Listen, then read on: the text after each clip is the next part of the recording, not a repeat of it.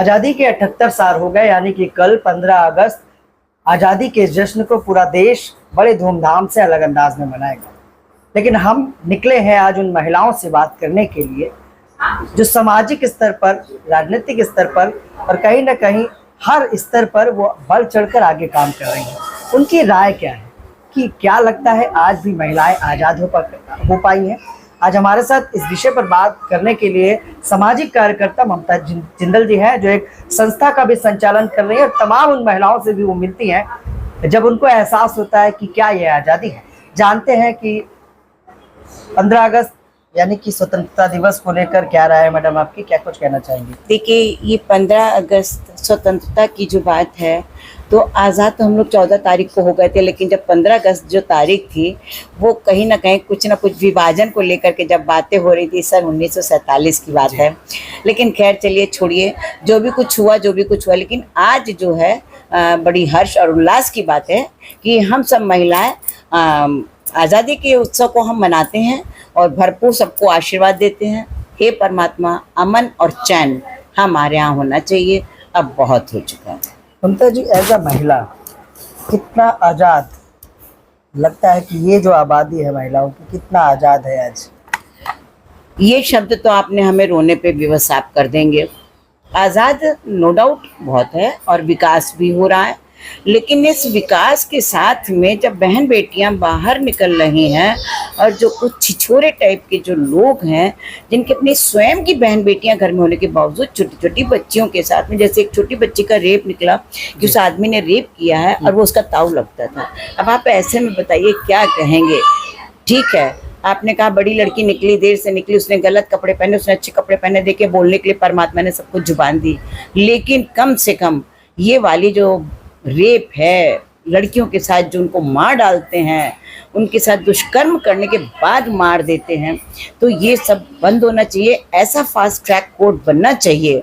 हमारे योगी जी और आदरणीय हमारे मोदी जी दोनों से ही आग्रह है, ममता जिंदल जरिया फाउंडेशन से, नगर उद्योग व्यापार मंडल से, कि थोड़ा सा ऐसा फास्ट ट्रैक बने कि जो रेपिस्ट पकड़ जाए उसको फास्ट ट्रैक के द्वारा, कोर्ट के द्वारा, जजों के द्वारा उसको इमीडिएट उसको सजा मिलनी चाहिए। मतलब इस तरह के जब अपराध आप देखती हैं तो लगता है कि आज भी हम आज़ाद नहीं हो पाए हैं। नहीं, देखिए, हम अब ऐसे कैसे कह दें, आज हमारी बेटियां कहाँ से कहाँ जा रही, कोई चांद पे चढ़ रहा है, कोई कुछ है, कोई कुछ है, लेकिन जब आप छोटी छोटी बच्चियों को पकड़ के रेप करेंगे तो उनके लिए क्या आज़ाद क्या ना आज़ाद? वो तो एक वो फूल है, वो एक मंदिर में देवी है। अब आप उसके साथ आप ईंटा मारो, पत्थर मारो, कुछ भी गंदगी करो, उसको क्या मालूम है? तब अंग्रेजों का कहर था कि कोई घर से बाहर निकलता है तो डर था कि कोई अंग्रेज कुछ कर ना दे, लेकिन आज अपने ही आज़ाद देश में लगता है कि जब बेटियां घर से बाहर निकलती तो उनके साथ कोई घटना ना हो जाए। बिल्कुल, देखिए, अब ये बात आपको माननी पड़ेगी, जो हमारे मोदी जी कहते थे, हमारे योगी जी कहते हैं, सब कुछ करो, लेकिन अब लड़कों में संस्कार भी डालो।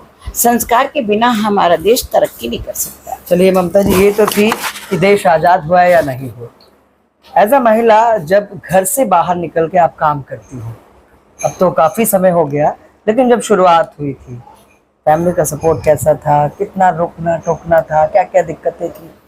नहीं, हम देखिए लखनऊ में आए हैं 83 7 फरवरी 1983, और रही बात देखिए रोक टोक की, हमको अपने संस्कार मालूम थे। हम लोग मारवाड़ी घर से बिलोंग करते हैं, तो हर कास्ट को मालूम होता है कि उसके घर का, परिवार का पालन पोषण, भरण पोषण कैसे होता है।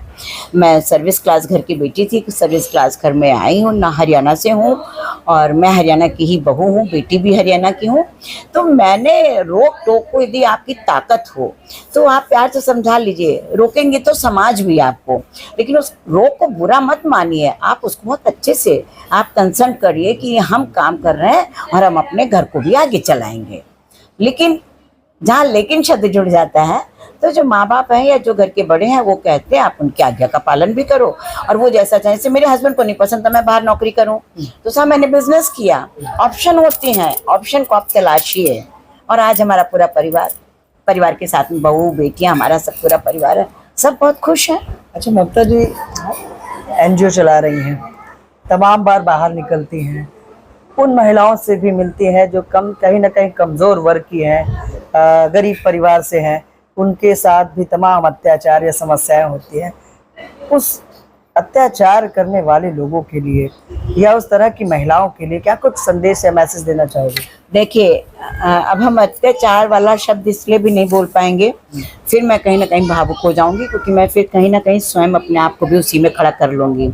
तो देखिए, जो बीतता है यदि दोनों पक्ष समझ लें, क्योंकि बिना पति की पत्नी नहीं चल सकती, बिना पति की पत्नी नहीं चल सकती। ये जो सब चलता है, भाई बहन रिश्तेदार माँ बाप, ऐसा तो है नहीं कि आज हम बहू उतारे हैं तो माँ बाप जाके कुएं में कूद जाए। कोई किसी को आज की तारीख में नहीं पसंद करता है तो उनको दूरी बना लेनी चाहिए। माँ बाप को अपने बच्चों के से दूरी बना लेनी चाहिए। बच्चों का कर्तव्य है अपने माँ बाप की सेवा भी करें और अपनी पत्नी को भी खुश रखें। देखिए, हर एक को हर एक का हक दे देना चाहिए, और जहाँ हक अदा हो जाते हैं वहाँ कभी टेंशन नहीं होता है। बिल्कुल। ममता जी, आखिरी सवाल है, कल 15 अगस्त पूरा देश जश्न को मनाएगा, फिर रक्षाबंधन है, क्या कुछ कहना चाहेंगे अपने लखनऊ और प्रदेश की जनता और जो बहनें हैं आपकी, यूँ कहे जो महिला आधी आबादी है उनके लिए?